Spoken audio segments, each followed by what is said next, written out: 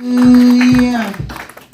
I want to quickly speak on what I've titled the effective prayer and fasting. Hallelujah. Amen. The effective prayer and fasting. Fasting is good and prayer is good. But there is nothing like when we do it according to the principle and orderliness of God. Life is governed by principle. And God is a God of principle. God is a God of ordinance. God is a God of orderliness.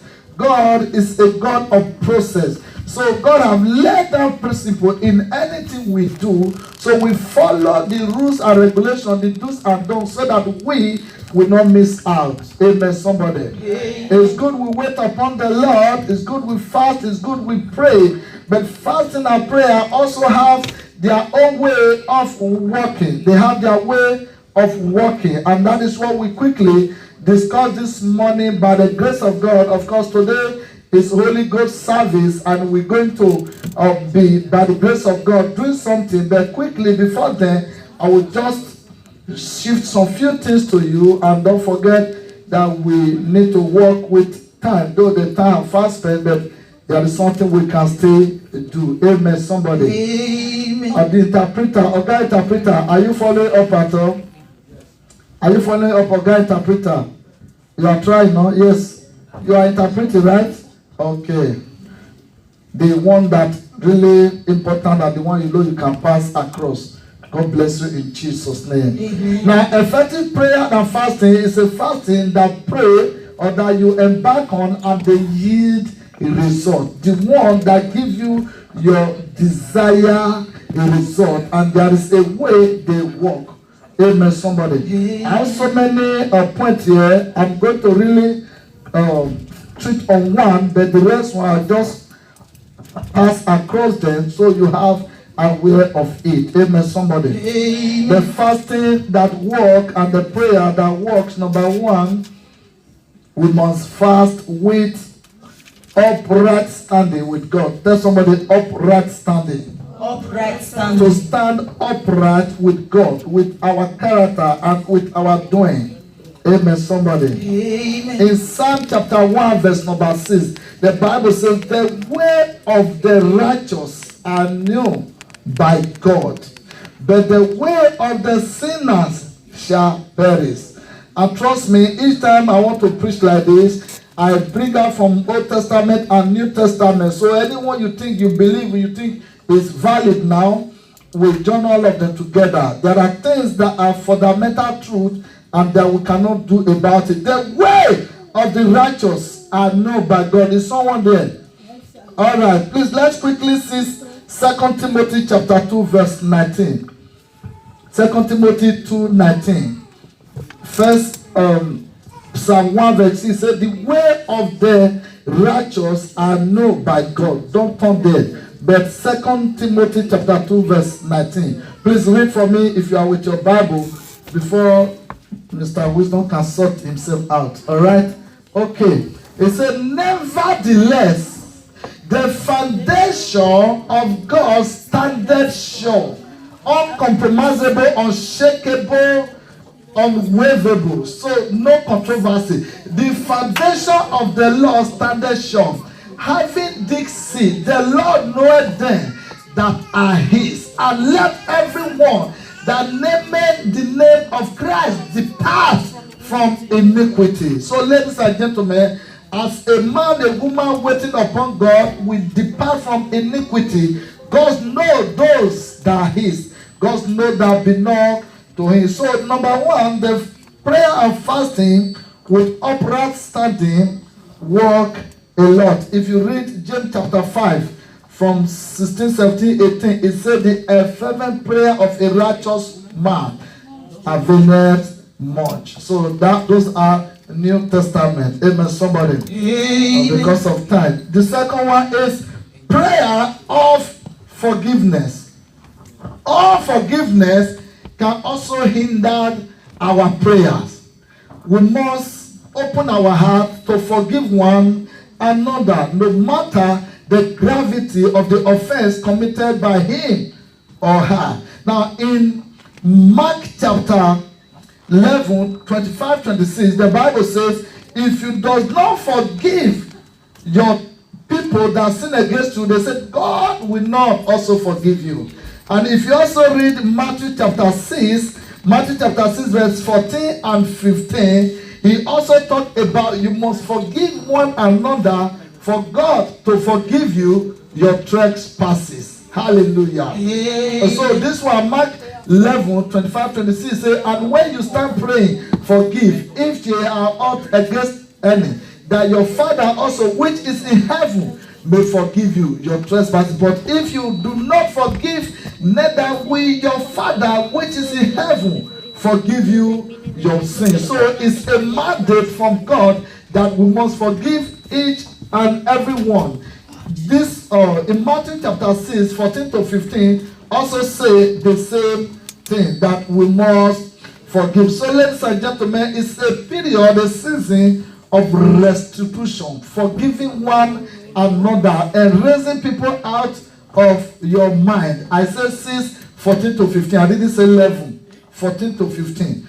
So we must then have to forgive. To forgive is very painful sometimes. Maybe the person is the one that offended you, or you have done something great. But because of heaven's sake, we need to forgive men and forgive women their trespasses. That will be when our ways will be open. Amen, somebody. Amen. I move to the third one. The third one talk of persistence prayer. Hallelujah. Amen. Persistence is simply mean continuously, steadfastly, with patience and waiting.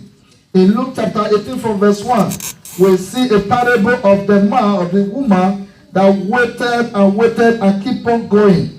In Mark chapter 7 verse 7, please put Mark chapter 7 verse 7. Mark chapter 7 verse 7 to 8, put it.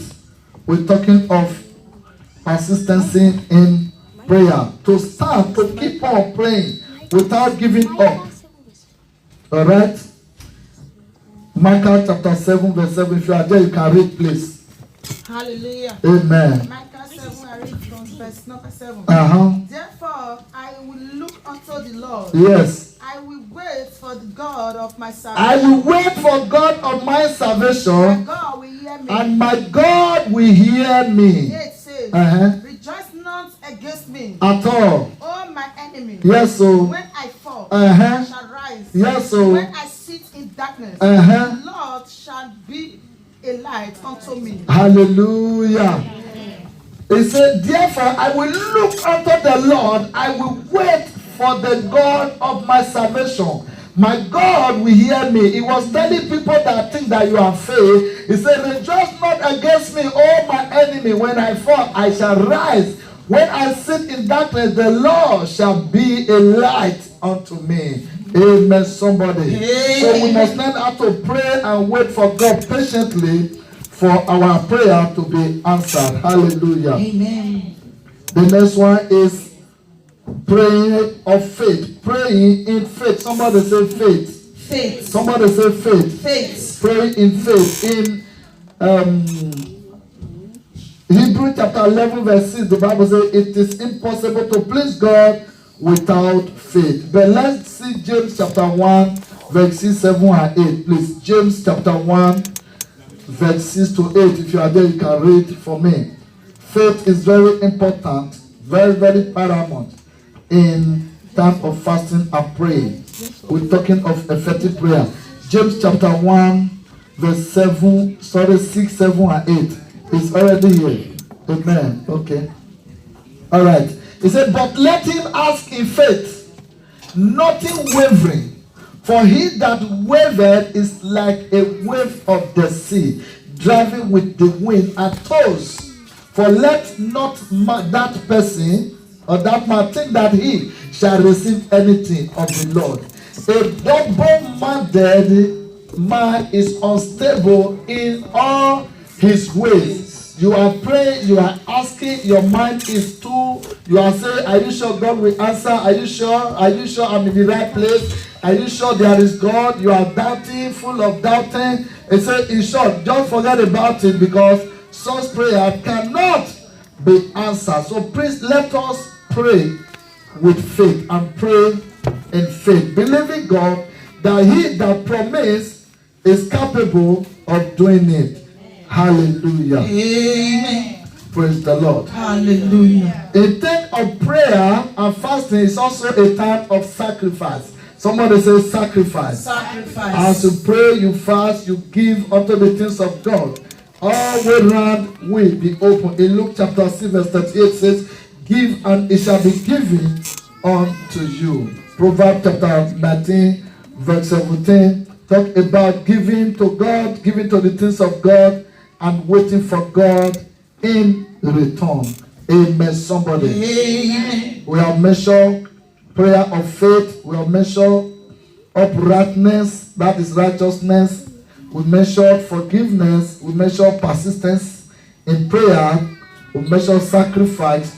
And the other one I want to look here is asking according to the will of God. Amen, somebody. Amen. Asking according to the will of God. How do we ask according to the will of God? We ask biblically on exactly what God wants us to do, what God needs in our life, asking according to the will of God. You can't be praying and fasting and you are praying, you are selling ogogoro or you are selling cigarettes and all those ones, and you are telling God to multiply it. That is not the way of God. It's completely out of order. Or you are praying in the evening, you are a man or a woman carrying back to the road, telling God to bring customer this evening. Those kind of prayer are not according to the will of God. If you are also, maybe you are living in one room, or you are just living in a flat, you have not been able to maintain your car. You are telling God, Father, I need a jet, I need a private jet. This prayer should be a prayer of open eye. This may not be the will of God for you in that particular time. Amen, somebody. Amen. Or you already have two guests moving with you. Are praying for Angelina. Say, God, I want to marry Angelina, and you are with Cecilia, and you are with Comfort. At the end of the day, God will not listen to that kind of prayer because it's not according to the will of God. Amen, somebody. Amen. I'm just making instance. I know everybody in this ministry are pure. We are all holy. We are all powerful. Please jam your hand together for Jesus. Amen, somebody. Hallelujah. So in case you know you are further of your way, you position yourself. Amen. Amen. All right. In James, let's quickly see James chapter 4, verse number 3. James chapter 4, verse number 3. Ye ask and receive not, because ye ask amiss, that ye may consume it upon your lust. All right. We see it very clearly in 1 John chapter 5, verse 14. Put there. 1 John chapter 5, verse number 14. We see it there very, very clearly. 1 John chapter 5, verse 14. All right. And we have seen, 1 John 5, not 4. Hallelujah.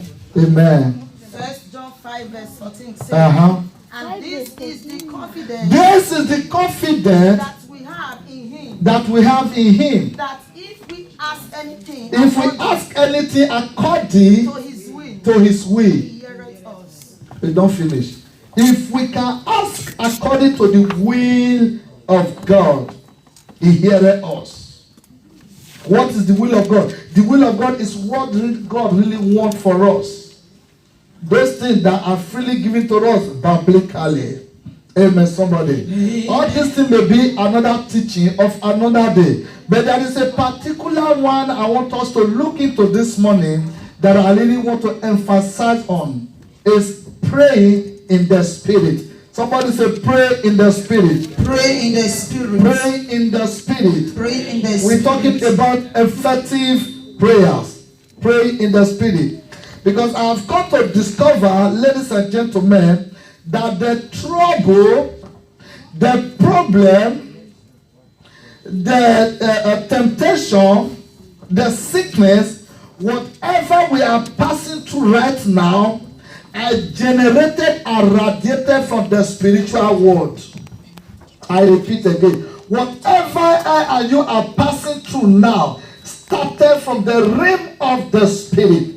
So for us to be able to address it, we too have to enter the realm of the spirit to address it. Amen, somebody. Amen.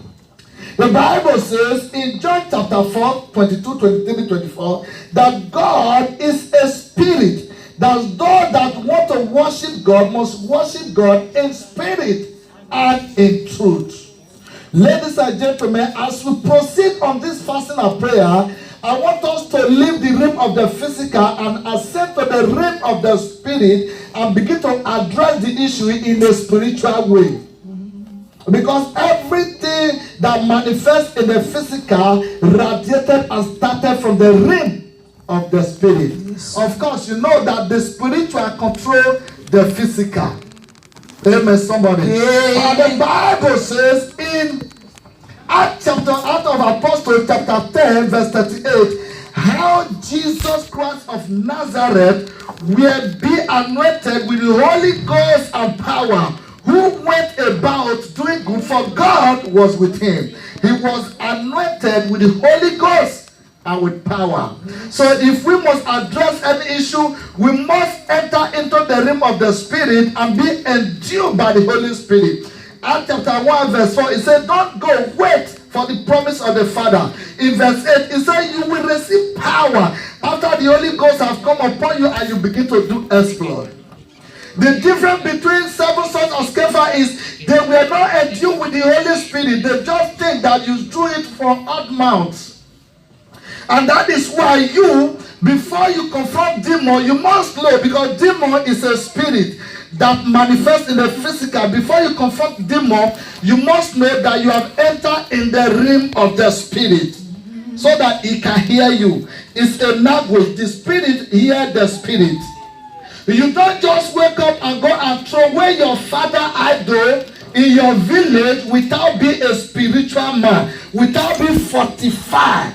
Say because you have no God, you know how to read Bible, you just go there. Ladies and gentlemen, you are treading on a dangerous ground. You must fortify yourself. Amen, somebody. We have heard about so many people that confront crazy people, and crazy people will turn back and beat them. They will beat them. We have seen people that are doing deliverance for people. At the end of the day, the demon deliver them. Yes, sir. We even hear some just die in the moment. It's not just an ordinary issue. But Jesus has given us the grace. In Matthew chapter 10 verse 1, the first thing he do, he called the 12 disciples, he gave the power over unclean spirit. Yes, sir. In Luke chapter 10 verse 19, he has given them the authority to cast out demons. But you must stand firm and able to assimilate and take it into the spirit. Hallelujah. Amen. Isaiah 61 from verse 1 and Luke chapter 4 verse 18. For the spirit of the Lord God is upon me, for he have anointed me. Until the spirit of the Lord is upon you, ladies and gentlemen. The spirit of the Lord is not far, it's right here. I say it's right here. If you have never contacted, you will contact it this morning. If you have contacted it before, you all will go on a greater way. In the mighty name of Jesus. And one of the reasons why we pray something else does not come to pass is because we pray with ordinary mouth. We pray and pray and pray and shout in the realm of the spirit. Nothing is happening. We just pray for prayer's sake. We pray camouflagely. We pray, we see what others are doing. We don't know that in this case it's individual differences. Oh, yes. Hallelujah. Amen. Thank you, Jesus. Prayer in the spirit. Rakoto Shata. Thank you, Lord. Now, Matthew chapter 12, verse 28. Matthew 12, verse number 28. Sickness comes as a result of demon.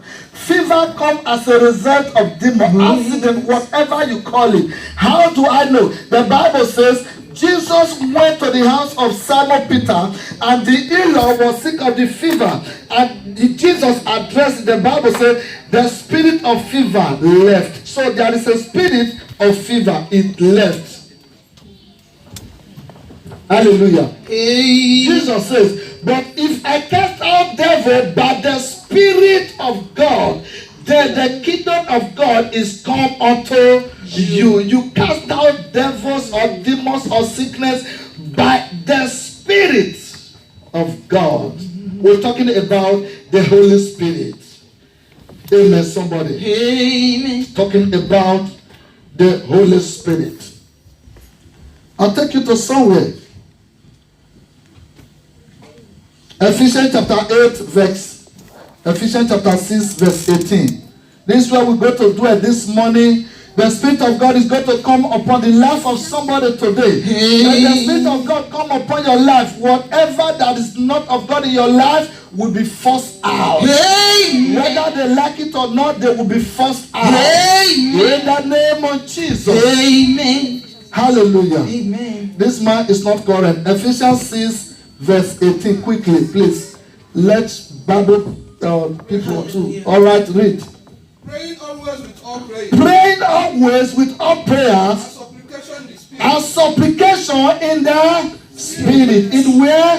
In the Spirit. Ladies and gentlemen, we fast in the Spirit. We pray in the Spirit. If you like, go to theological school and graduate and get PhD, whatever, and you come and speak vocabulary and speak in Hebrew, in Greek, and in Alemania and all, without the Spirit, it's of no use. And that's why Apostle Paul said, we have not just come to you with an enticing word of God. He said, but with the power of the Holy Spirit. Ladies and gentlemen, when the Holy Spirit is in charge, it's a matter of time you will break through. Oh, yes, take your seat on that. He said, praying always in the Spirit. Amen. Amen. And the reason why, listen, the reason why we pray for 5 minutes, 10 minutes, we are off, is because we are not praying in the Spirit. Hello? The reason why we pray for 5 minutes, 10 minutes, we are already fed up, is because we are not praying in the Spirit. If you begin to pray in the Spirit, 30 minutes will just be like you are just starting. Oh, yes. Hallelujah. Amen. The other day, my son was in my house. We were discussing. He asked me question about repetition of prayer and how can we actually last 2 hours, 3 hours. I said, if you enter the realm of the Spirit, it will come to pass that you have asked God of husband, you have asked God of wife, you have asked God of children, money, document, and the time is finished. But if you are praying in the Spirit, the Bible says we don't even know what to pray about. It is the Spirit that intercedes. As you begin to maso kotoro boshata, the Holy Spirit will begin to distribute them. It's like when you are got to a company working, as you are pouring the goods, the engine will be separated there. The Holy Spirit will be digested there. It will be separated there to the normal position. You too can even intercede and pray and pray and pray without you knowing what you are talking about. And that is why to pray in the Spirit, to pray in tongues, is one of the best things that can happen to a child of God. Hallelujah. It's rather unfortunate, dismal, that many people right there are actually ashamed, thinking about how will people feel hearing me speaking in tongues. Especially if you are once against speaking in tongues. Some think, how will I say it? Some see it as a formality. Some see it as it's not necessary. Until you begin to blast in tongues in the realm of the Spirit, you begin to pray with yourself. But when you enter in the realm of the Spirit, begin to speak in tongues, it is the Holy Spirit that will direct your prayers. Amen, somebody. Tell somebody I will get there. I will get there. Romans chapter 8 verse 26. Let's quickly see it. Mato Shataraba. We're going to do something this morning, and something is going to happen to you this morning. If you are ready, say, I am ready. I am ready. Say, I am ready. I am ready. Hallelujah. Amen. Romans chapter 8, verse 26. Likewise, the Spirit also help our infirmities. Infirmities mean our weakness, our sickness, anything that we are not up to, our damnness. The Spirit help our infirmities, for we know not what we should pray for as we ought to. Are you getting it now? Yes, sir. I don't even know exactly what I need. That is why we say according to the will of God. Most of the time, what you think you need is not what you need now. Yes, sir. Sometimes you wake up, you love this man, you love the man. When you are praying and say, God, either you give me Peter or die, either you give me Peter or die. And it's possible God is having an Andrew who is better than Peter for you. We don't know what to pray for. Hallelujah. Amen. Sometimes we pray and we pray and we pray and we ask amiss. But by the time you stand and say, God, how do I do? You begin to leave it upon God. You begin to blast in tongue. Before you know, God, you have gotten there. He said, please put the other one back again. Put the English back again. Likewise, the Spirit also help our infirmities. For we know not what we should pray for as we supposed to. But the Spirit itself maketh intercession for us with groaning which cannot be uttered. With groaning that cannot be uttered. The Holy Spirit, as you begin to enter the Spirit, begin to pray, it will begin to digest it for you. Sometimes people around you don't know. They don't even know what you are saying. You too may not even know what you are saying. But the Spirit of God knows exactly what you are talking about. Yes, He will be directing the point for you because now you have surrendered it unto Him. Speaking in tongues, baptism in the Holy Spirit, pray in the Spirit is not for a certain Christians. It's not for elders. It's not for pastors. It's not for bishops. It's for everybody that really want to embark on a journey and get a result. Hallelujah. Amen. And so many people think that they are bigger than the stage. Some say, I am a sinner, I will not be able to get it. Some don't even have interest at all. And some people have a particular mindset concerning this way and they lock up their mind. But I am telling you today, we stand and teach on a biblical principle with a biblical foundation. Hallelujah. Let's quickly see 1 Corinthians chapter 14. Pray in the Spirit. 1 Corinthians chapter 14. We are going to read verse 2. We are going to read verse 2 and we read verse number 18. Let's read verse 2 first. All right.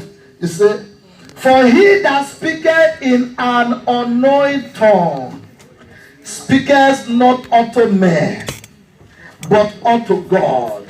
For no man understand him, howbeit in the Spirit he speaketh mystery. You know what is called mystery? He speaketh secret. He is speaking secret. And the only person that understands is God.